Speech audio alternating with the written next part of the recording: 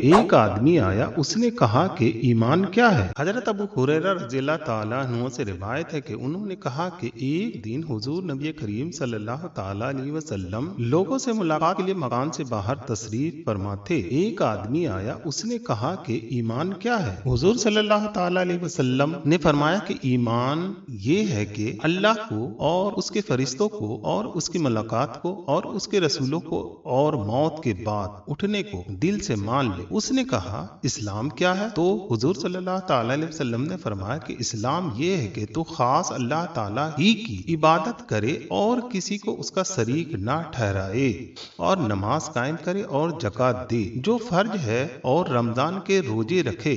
उसने कहा कि एहसान क्या है।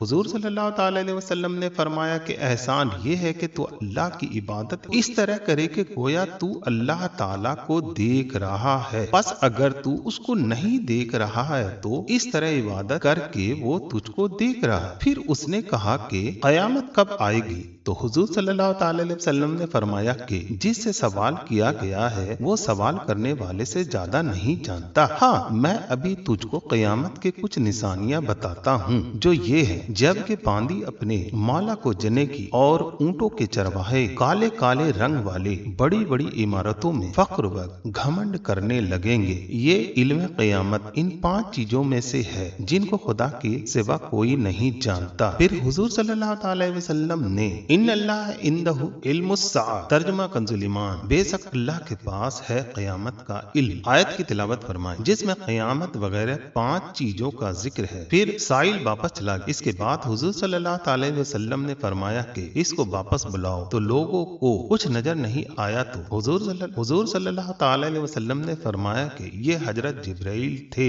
लोगों को दीन सिखाने के लिए आए थे।